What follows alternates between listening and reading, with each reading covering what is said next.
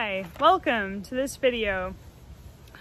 On August 8th, 2021, there is a new moon happening at 16 degrees 14 minutes of Leo, and it happens, the conjunction exactly occurs at 6:50 a.m. Pacific time.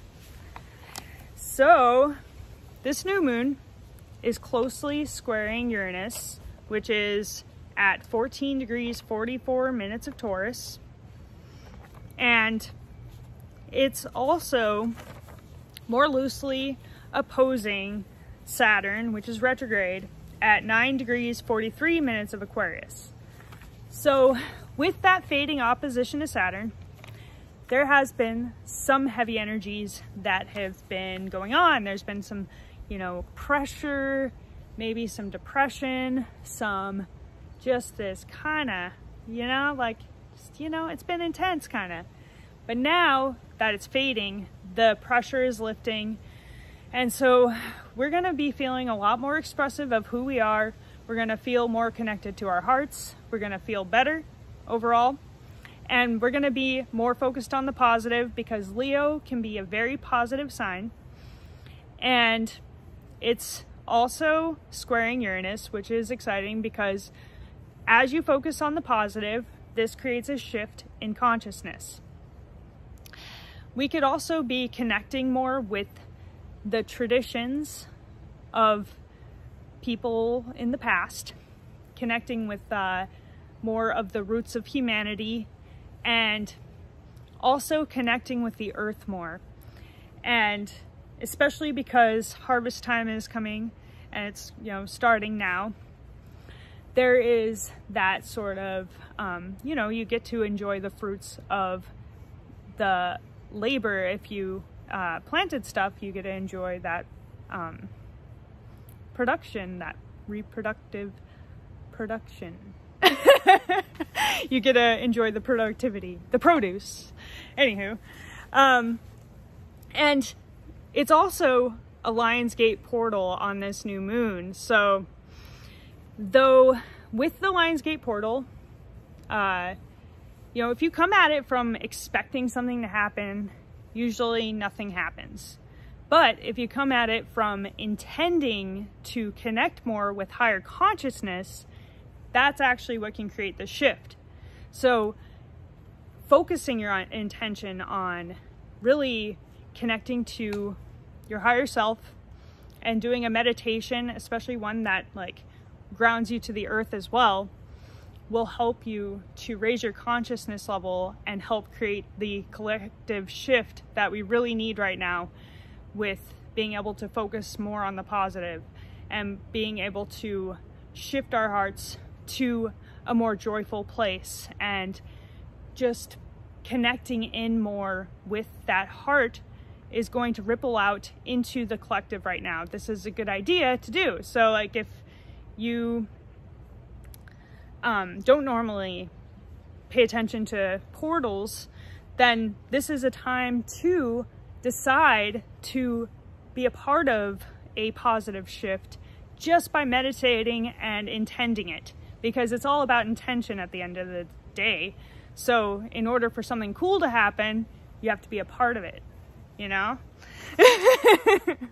So anyways, and with the, it's the sun, moon, and Mercury all in Leo.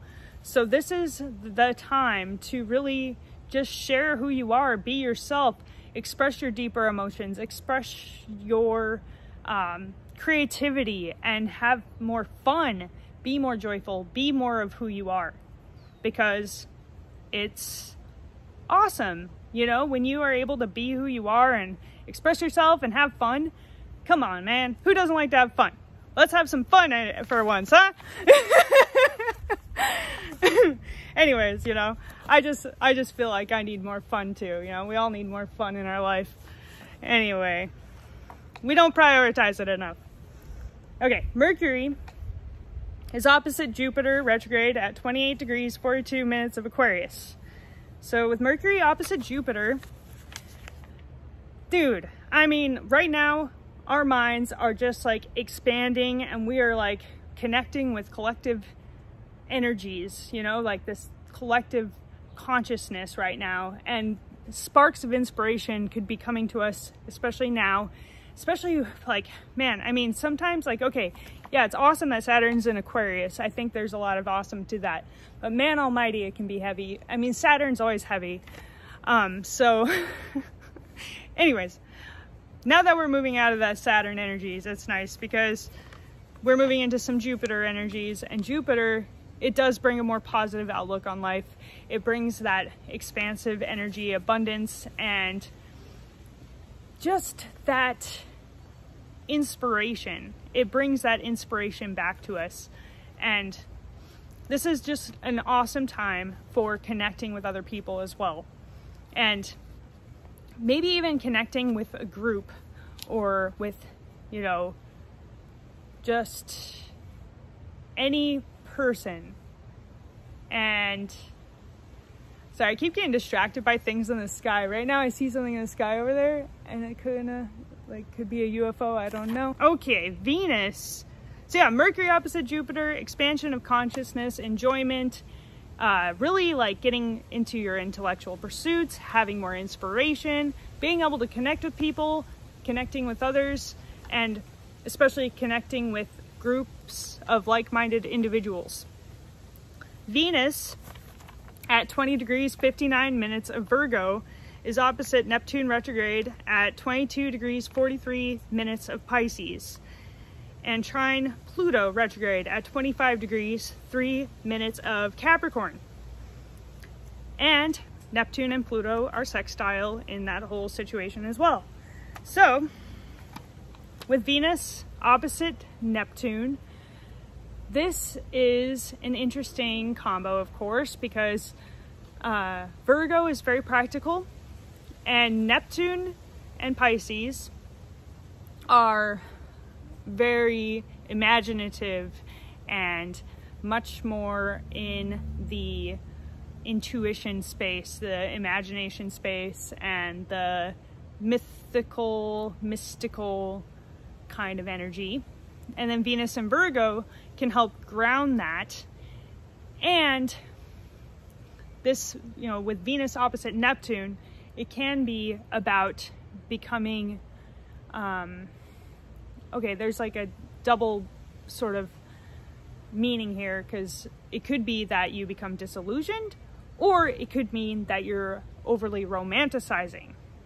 So it is kind of about finding that balance of illusion versus reality, and being realistic about how somebody is in your life, and also not being overly critical either. So perhaps you find out something about them that you didn't know before, and it kind of breaks the bubble that you had about maybe who you thought they were. Or you are overly romanticizing someone and you're not seeing their flaws. And so those are the two possibilities, and really being maybe realistic, but also being forgiving of a person's flaws is a good idea with that opposition. And then with Venus trining Pluto in Capricorn, this can be about becoming more serious in a relationship, and maybe you're merging your, you know, resources with somebody else. Maybe you're moving in with somebody else, or maybe the relationship is just reaching a next level of intimacy in some way. And so you are able to see more of who that person is, which kind of can be a more realistic picture of who they are. But it can also, in the process, show you some of what you may not have known before, and it could be a transformative factor and not necessarily a bad one. It just maybe could bring you closer together even. And then with that Neptune sextile Pluto, they are also both inconjunct Mercury in Leo, and this creates a yod. So if you are pursuing something creative and you are expressing yourself, or even just expressing yourself to someone you know, it could actually touch on a point within the collective, and really, like, it can hit a very specific, like, point that is transformative to the collective. So perhaps you share something about yourself or about something you went through.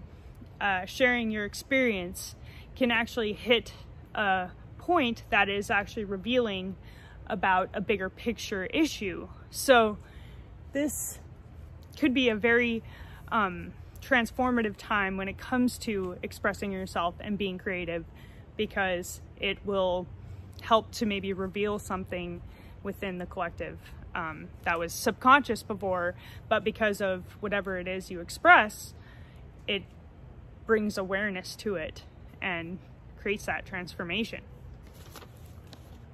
And then Saturn retrograde at 9 degrees 43 minutes of Aquarius is sextile Chiron retrograde at 12 degrees 41 minutes of Aries. And they are moving into an inconjunction with Mars, which is now at 6 degrees 7 minutes of Virgo. So this is also forming into a yod pattern, because both Saturn and Chiron are moving retrograde and Mars is moving forward, and they're not quite there yet because Mars is at 6 degrees and 9 and 12 over here, but it's going to be going like this, like they're going to be meeting up and creating that yod. So with Mars coming in there, it may actually be about, with Mars, it could be that maybe somebody says something critical that really brings up a childhood wound, and especially around authority figures or father figures, that wound could be around. Because with Mars in Virgo, of course, it can be a somewhat critical sign, you know? I mean, they're known for being very good at judging a situation and being able to point out a flaw in whatever they see.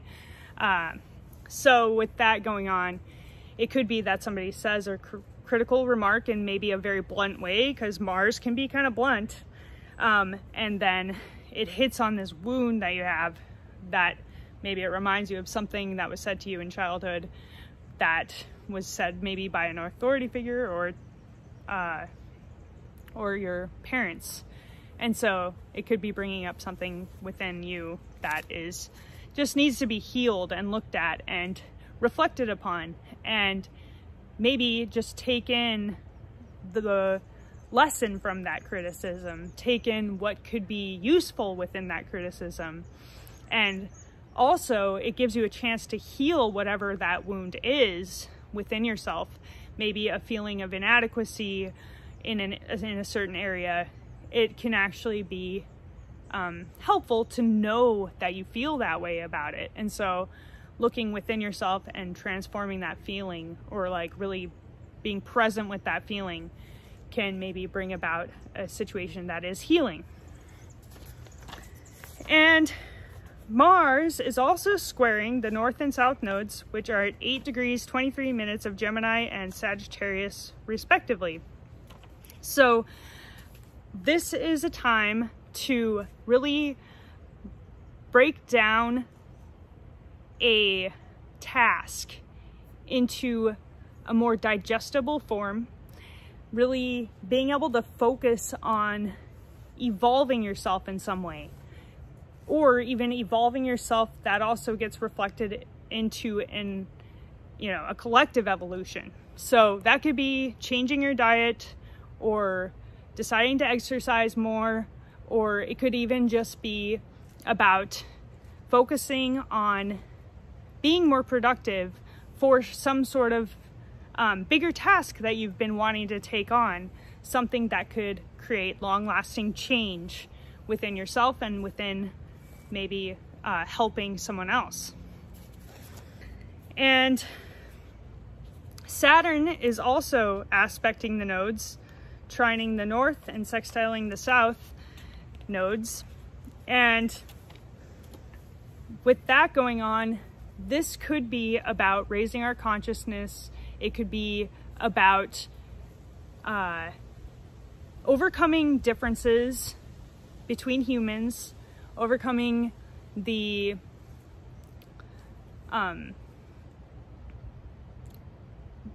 issues of individuation.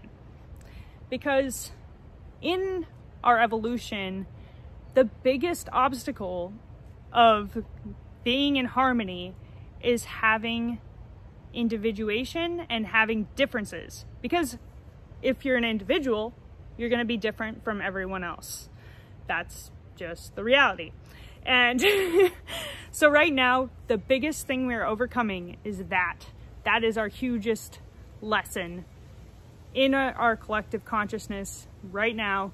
And as we move past that and we realize that we are all equal yet different, and there's no such thing as being exactly the same.